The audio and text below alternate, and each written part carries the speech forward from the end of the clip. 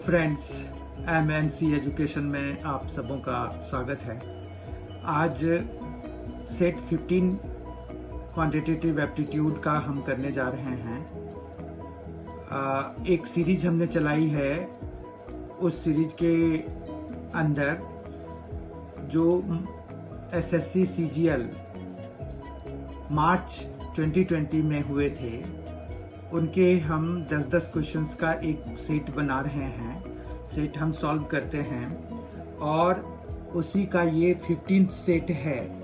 तो आइए हम इस सेशन की शुरुआत करते हैं, जिसमें कि फिर से बाकी सेट्स के तरह ही 10 प्रश्न हैं और वो 10 प्रश्न जो है मार्च 2020 में SSC CGL में पूछे गए प्रश्न हैं, जो ऑनलाइन मोड में पेपर हुए थे मार्च 2020 में। तो आज का पहला क्वेश्चन हम लेते हैं। आकृति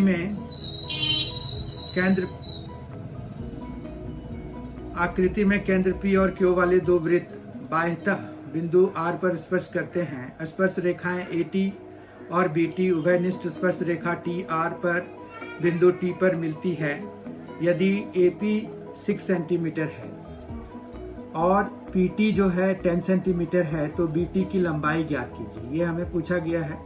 यहाँ पर ये कह रहे हैं कि AT, यहाँ पर देखिए AP यानी कि रेडियस दिया हुआ है। ये रेडियस जो है कितना दे दिया है, 6 सेंटीमीटर दे दिया है। उसके बाद ये PT जो है 10 सेंटीमीटर दिया हुआ है। तो अब ये 10 स्क्वायर माइनस 6 स्क्वायर, तो 64 हो गया। तो ये 8 आ गया। ठीक है, ये अगर 8 आ गया तो AT और TR जो है एक एक्सटर्नल पॉइंट से एक सर्कल पर, एक सेम सर्कल पे टेंजेंट्स की लेंथ है। तो ये दोनों बराबर होंगे, AT और TR बराबर होंगे। क्यों होंगे कि किसी भी पॉइंट से, एक्सटर्नल पॉइंट से अगर हम दो टेंजेंट्स किसी सर्कल पे ड्रॉ करते हैं तो उनकी लेंथ बराबर होती है। तो ये भी 8 हो जाएगा। अब फिर इस सर्कल के लिए भी अगर हम देखें तो ये जो TR और TB हैं, दो टेंजेंट्स हैं जो कि एक्सटर्नल पॉइंट T से खींचे गए हैं, तो इसकी भी लेंथ 8 हो जाएगी। इस तरह से अगर हम ऑप्शन वाइज देखें तो हमारे पास फर्स्ट ऑप्शन मतलब 8 सेंटीमीटर, फर्स्ट ऑप्शन जिसमें कि 8 सेंटीमीटर है, वो करेक्ट हो जाएगा। आज का दूसरा क्वेश्चन देखते हैं हम। एक निश्चित धनराशि चक्रवृद्धि ब्याज पर 3 वर्ष में 66,550 और 4 वर्ष में 73,205 हो जाती है। वार्षिक ब्याज दर प्रतिशत में कितनी है? तो मान रखिए कि R जो है हमारा दर प्रतिशत है। तो दर प्रतिशत अगर R है तो उन्होंने कहा है कि 3 साल में वो जो है कितना हो जाता है, एक निश्चित धनराशि चक्रवृद्धि ब्याज पर 3 वर्ष में इतना हो जाता है, मतलब अमाउंट इतना हो जाता है। तो P हमने धनराशि मान लिया, तो P into 1 plus R by 100 whole cube हो जाएगा, और अपॉन में भी P plus 1 plus R by 100 power 4। अब 3 साल में ये हो गया था 66, 55 और 0, और ये हो गया 73, 200 और 5। समझ में आ गई बात? यहाँ से देखिए P कैंसिल हो जाएगा, ये पूरा कैंसिल हो जाएगा, ये बचा हुआ रह जाएगा। ठीक है, अब 66,550 को और 73,205 को हम अगर 5 से कैंसिल कराते हैं तो ये 5 1 फिर 3 फिर 1 फिर 0। ठीक है, और इसी तरह से ये जब 5 से कैंसिल कराएंगे तो 1 4 6 4 और 1 हो जाएगा। तो इस तरह से हमारे पास ये आ गया। ये किसकी वैल्यू है? 1 बाय 1 प्लस R अपॉन 100 का। फिर हम इसको रेसिप्रोकल अगर ले लेंगे तो 1 प्लस R बाय 100 की वैल्यू हमारे पास 14641, और ये 13310 हो जाएगा। फिर ये 1 हम उठा के उधर ले जाएंगे तो R बाय 100 हमारा हो जाएगा 14641 माइनस 13310, और अपॉन में हो जाएगा 13310। ठीक है, अब ये आ गया R बाय 100 की वैल्यू। ठीक है, R बाय 100 हमारे पास ये कितना हो जाएगा सॉल्व हो करके? तो ये आ गया 1331 बाय 13310। तो ये आ गया 1 बाय 10। अब यानी कि r इज इक्वल टू हो गया 100/10, तो ये 10 कैंसिल हो गया, तो r जो है हमारा 10% है। अगर ऑप्शन वाइज देखें तो फर्स्ट ऑप्शन करेक्ट। का तीसरा प्रश्न देखते हैं। दी गई आकृति में यदि एंगल KLM मतलब KLN ये एंगल जो है ये उन्होंने 58 दिया हुआ है और हमें पता करना है KMN, तो ये एंगल पता करना है। अगर हम ये देखें तो ये एंगल इन सेम सेगमेंट है ना। ये कॉर्ड KN के द्वारा L पर और M पर दो अलग अलग पॉइंट्स पर सेम सेगमेंट में बनाए गए एंगल्स हैं। तो ये 58 है तो ये भी 58 डिग्री हो जाएगा, मतलब KMN की जो वैल्यू है KMN वो भी 58 हो जाएगा। इस तरह से ऑप्शन वाइज फर्स्ट ऑप्शन हमारा करेक्ट हो गया। आज का फोर्थ क्वेश्चन है। संख्या 146*48 में एस्टेरिस्क के स्थान पर वह सबसे बड़ी कौन सी, बड़ी पूछ रहे हैं, ठीक है, कौन सी संख्या होनी चाहिए जिससे कि प्राप्त संख्या 8 से विभाज्य हो। तो हम पहले 9 डाल के देखते हैं। तो 948 ये लास्ट के जो 3 डिजिट से जो नंबर्स बन रहे हैं वो 8 से डिवाइडेड होंगे अगर, तो फिर ये पूरा नंबर जो है डिविजिबल बाय 8 होता है। तो अगर हम 9 देखते हैं तो 948 8 से डिविजिबल नहीं होता है, जबकि 8 जब हम डालते हैं, क्योंकि 9 है फिर 8 है, 8 हम जब डाल रहे हैं तो 848 जो है वो 8 से डिविजिबल होता है, यानी कि हमारा ऑप्शन सेकंड करेक्ट हो जाएगा। आज का फिफ्थ क्वेश्चन है। आज का फिफ्थ क्वेश्चन, निम्न को हल करें।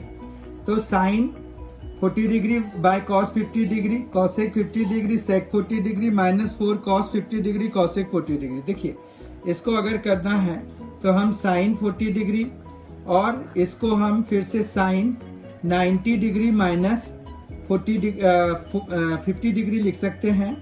तो ये आ गया। फिर यहाँ पर कॉसेक 50 डिग्री रहने दीजिए और सेक 40 डिग्री को फिर कॉसेक 90 डिग्री -40 डिग्री लिख सकते हैं, -4 कॉस 50 डिग्री और इसको हम सेक 90 डिग्री -40 डिग्री लिख सकते हैं। ठीक है, इतना समझ में आ गया। अब ये जो है साइन 40 डिग्री है, इसको जब हम 90 - 50 कराएंगे तो ये भी सॉल्व होके 40 डिग्री हो जाएगा, प्लस ये कॉसेक 50 डिग्री है अपॉन में ये भी कॉसेक 50 डिग्री हो गया, फिर -4 कॉस 50 डिग्री इज ओके, ये सेक 50 डिग्री हो जाएगा जब हम इसको सॉल्व करेंगे। तो ये सेक 50 डिग्री, कॉस और सेक कैंसिल हो जाते हैं, दोनों रेसिप्रोकल हैं, ये दोनों कैंसिल हो गए, ये दोनों कैंसिल हो गए। तो ये क्या आ गया, 1 आ गया, ये भी 1 आ गया, ये -4 आ गया, टोटल मिलके -2 आ गया। फोर्थ ऑप्शन करेक्ट हो गया। आज का सिक्स्थ क्वेश्चन है। जब ब्याज का वार्षिक और छमाही आधार पर भुगतान किया जाता हो तो 7,800 पर 8% वार्षिक ब्याज की दर पर 1 वर्ष के चक्रवृद्धि ब्याजों में क्या अंतर होगा। ये डिफरेंस हमें निकालना है। तो उस डिफरेंस को निकालने के लिए हमें यहाँ पर क्या करना पड़ेगा। तो यहाँ पर जो है पहले जैसे एनुअल रेट पे हम निकाल लेते हैं कि एनुअल रेट पे क्या आएगा। एनुअल रेट ऑफ इंटरेस्ट में जो कंपाउंड इंटरेस्ट होगा वो हो जाएगा 7800, तो प्रिंसिपल है, फिर 1 प्लस R 8% का है और 1 साल की ही बात है। फिर ये -1 क्यों, क्योंकि हमें कंपाउंड इंटरेस्ट निकाल रहे हैं। यहाँ तक वाला जो होता है, यहाँ तक अगर हम ब्रैकेट बंद कर देते तो ये क्या आ जाता, ये आ जाता अमाउंट का फॉर्मूला, पर -1 करा दिया तो वो आ गया इंटरेस्ट, कंपाउंड इंटरेस्ट। या फिर ऐसे सिंपल जानिए कि 1 साल में अगर कंपाउंडेशन जो है एक वार्षिक है तो वो सिंपल इंटरेस्ट के जैसा ही यूज होता है। ठीक है, तो ये आ गया। अब यहाँ से ये दोनों जीरोज हम कैंसिल करा सकते हैं।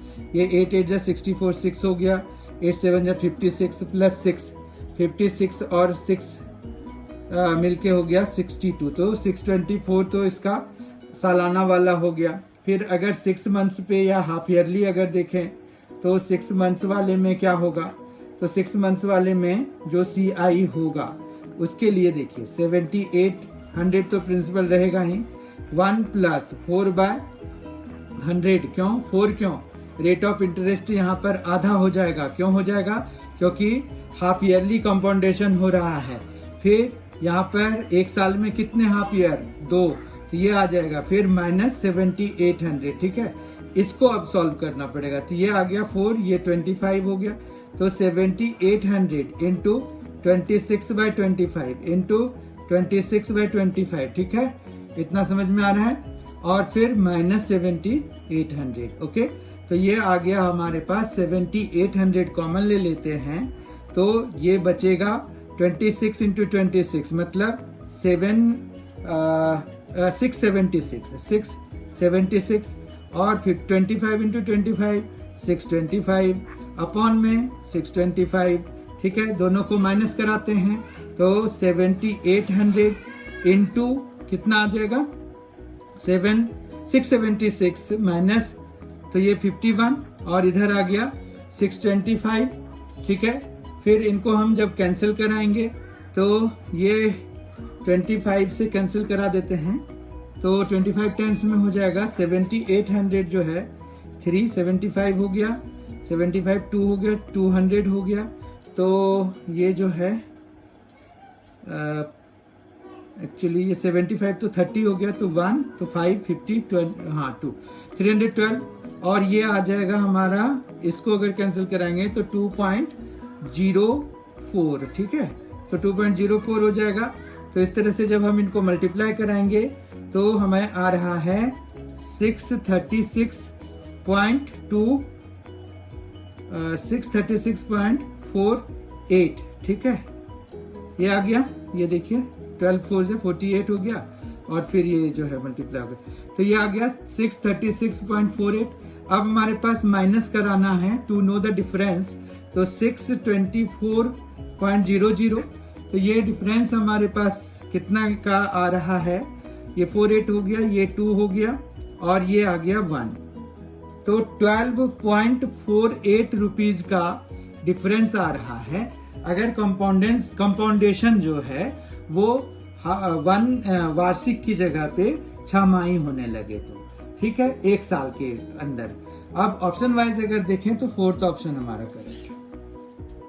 आज का 7th क्वेश्चन है, यदि संख्या 687x299 से विभाज्य है तो 2x का मान ज्ञात कीजिए। रिमेंबर 2x का मान निकालना है, पहले हम x का मान निकालेंगे। तो ये आ गया 9 + 2 11 + 7 18 18 + 8 26 + 6 32 और 32 + x आ गया सम। अब 32 + x अगर सम है हमारे पास, तो हमें यहाँ पर इसकी जगह पे कोई ऐसा नंबर होना चाहिए जो कि सम जो टोटल आए वो 9 से डिविजिबल होना चाहिए। यही 9 से विभाजित होने के लिए रूल है। तो x हमारे पास अगर 4 ले लें तो ये कितना आ जाएगा 36 हो जाएगा, जो कि 9 से डिविजिबल होगा, ठीक है। तो हमारे पास x की वैल्यू 4 हो गई, तो 4 और 2x की वैल्यू इसी तरह से 8। तो ऑप्शन वाइज 3rd ऑप्शन हमारा करेक्ट है। आज का 8th क्वेश्चन देखने में जरूर खतरनाक है, पर ये इसमें एक कंसेप्ट लगेगा छोटा सा। वो ये है कि देखिए आप, ये सभी स्क्वायर्स के सम हैं। अब उनके स्क्वायर का सम जो है वो 0 है, तो वो तभी हो सकता है जब ये सारे आपस में एक एक इंडिविजुअली 0 के बराबर होंगे। तो इस तरह से हम फिर इसको अप्रोच करते हैं। तो हमारे पास a + b -2 जब 0 होगा, तो यानी कि a + b = 2 हो जाएगा। फिर दूसरा क्या होगा, b + c -5 = 0, तो b + c = 5। और तीसरा c + a -5 = 0, तो c + a = 5, ठीक है, इतना समझ में आ गया। इस तरह से अब हमें 3 इक्वेशंस मिल गए हैं और 3 ही वेरिएबल्स हैं, तो हम a b c के लिए इनको सॉल्व कर सकते हैं। तो देखो एक बारी पहले ये करो कि आप इनको पूरे को ऐड करा लो। तो यहाँ पर जब ऐड कराओगे तो twice of a + b + c मिल जाएगा। 2 + 5 7 + 5 12 आ गया। तो इस तरह से a + b + c जो है वो आपका कितना आ गया 6 आ गया। अब ये और बाकी जो 3 हैं उनमें से हमें वैल्यूज निकलना शुरू हो जाएगा। जैसे b + c की वैल्यू यहाँ पर अगर हम डालेंगे तो a की वैल्यू हमें क्या आ जाएगी, वो ये 5 हो गया, तो 6 - 5 तो 1 आ गया, a 1 आ गया, ठीक है। फिर अगर हमें b की वैल्यू चाहिए तो a + c की वैल्यू डाल दीजिए, वो भी 1 आ गया, ठीक है। तो b हमारा 1 आ गया। कैसे हो रहा है समझ में आ रहा है। फिर c की वैल्यू चाहिए तो a + b 2 है, 2 की वैल्यू डाल दिया, तो c जो है हमारा 2 आ गया, ठीक है। ए प्लस बी का, तो सी हमारा 4 आ गया, क्योंकि ए प्लस बी की वैल्यू 2 है, फिर वो 2 उधर गया तो 6 - 2, तो सी की वैल्यू 4। ठीक है, अब हमें जो बी प्लस सी की पावर ए, तो बी प्लस सी यहाँ पर 5 है। ठीक है, 5 की पावर ए तो मतलब 5 की पावर 1, फिर सी प्लस ए भी हमारा 5 है, और बी की वैल्यू फिर से 1 है, तो ये 5 पावर 1, तो ये 5 -1, तो 10 - 1 9 हो गया, तो √9, तो वैल्यू 3, √9 कितना हो जाता है, √9 3 हो जाता है, ये आ गया ना। तो ये ऑप्शन वाइज सेकेंड ऑप्शन हमारा करेक्ट है। आज का 9th क्वेश्चन भी देखने में थोड़ा कॉम्प्लिकेटेड है। एक्चुअली क्या है कि प्लस माइनस, प्लस का अर्थ माइनस है, माइनस का अर्थ प्लस है, इनटू का अर्थ डिवीजन है, डिवीजन का अर्थ प्लस है। तो ये तो बहुत ही सिंपल है, क्योंकि इससे भी ज्यादा हमें चेंज करने के लिए आ जाता है, जिसमें कि प्लस का माइनस, फिर माइनस का कुछ और हो जाता है, फिर कुछ और का कुछ और हो जाता है, तो इस तरह से एक सीरीज टाइप का शुरू हो जाता है। तो वैसे क्वेश्चंस थोड़े ज्यादा कॉम्प्लिकेटेड हो जाते हैं, ये तो फिर भी सिंपल है। तो यहाँ पर देखिए 30 × 5, ये इंटू की जगह डिवीजन आ जाएगा, तो हमारे पास ये बेसिकली क्या आ गया, 30/5 आ गया। फिर प्लस की जगह माइनस आ जाएगा 84, और उसकी जगह पे इंटू की जगह पे डिवीजन आ जाएगा, तो ये बेसिकली ये आ गया। और फिर डिवीजन की जगह पे इंटू आ गया, ये 5 आ गया। फिर अपॉन पे आ जाते हैं, तो 2/3 है, तो 2/3 डिवाइडेड बाय, तो इंटू हो जाएगा 18, फिर माइनस की जगह पे प्लस आ जाएगा, और 4 × 2 हो जाएगा, क्योंकि डिवीजन की जगह पे इंटू लेना है हमें। तो ये आ गया 6, ये आ गया 14, और उसके बाद ये 6 - 14 कितना आ गया, -8, इंटू में 5 आ गया, और इधर आ गया 6 से कैंसिल हो गया, तो ये 12 प्लस ये 8 आ गया, तो 20 हो गया। अब 5 से 24 टाइम्स में, 4 से ये 2 टाइम्स में, तो -2 हमारा आंसर आ गया। समझ में आ गई बात, तो ये थर्ड ऑप्शन हमारा करेक्ट हो गया। आइए आज के सेशन का 10th और लास्ट क्वेश्चन देखते हैं। यदि x cos a - y sin a = 1 है, और x sin a + y cos a = 4 है, तो 17x² + 17y² का मान बताइए, हमें ये निकालना है। तो यहाँ पर अगर देखिए, तो अगर हम इसको स्क्वायर करा दें, तो हमारे पास क्या आएगा, x² cos² a + y² sin² a -2xy cos a × sin a, और 1 का स्क्वायर 1। ठीक है, इसी तरह से जब हम दूसरे का स्क्वायर कराएंगे, तो वो आएगा x² sin² a + y² cos² a + 2xy cos a sin a, ठीक है, = 4² is 16। ठीक, अब हम इनको ऐड करा देते हैं, तो ये पार्ट पूरा खत्म हो जाएगा। देखिए आप, ये माइनस में, ये प्लस में है। अब x² जब हम कॉमन लेंगे, तो हमारे पास cos² + sin² बचेगा, तो ये तो 1 हो जाएगा। ठीक है, इसी तरह से y² के साथ में sin² a + cos² a बचेगा, तो वो भी 1 हो जाएगा, और ये 17 हो जाएगा, 1 + 16। ठीक है, अब ये 1 हो गया, तो इसके हिसाब से ये हो गया कि x² + y² = 17 है, पर हमें जो है यहाँ पर 17 चाहिए, यहाँ पर 17 चाहिए, तो ये 17² हो जाएगा। 17² होता है 289। ऑप्शन वाइज हमारा सेकेंड ऑप्शन करेक्ट है। तो इस तरह से आज का ये आखिरी क्वेश्चन था आज के सेशन का। आई होप आपको सारे क्वेश्चन समझ में आ गए होंगे। अगर नहीं आया है तो आप प्लीज फिर से उस पॉइंट पे जाएं, उस क्वेश्चन पे जाएं, वीडियो को फिर से आप एक बारी देखें कि मतलब कहाँ पर जहाँ पर भी प्रॉब्लम है उसको देखें, आपको समझ में आ जाएगा। कोई ऐसा यहाँ पर बहुत ज़्यादा इजी ही ये सेट था। तो I hope you have enjoyed this session. Thank you very much for being with us. Thanks a lot.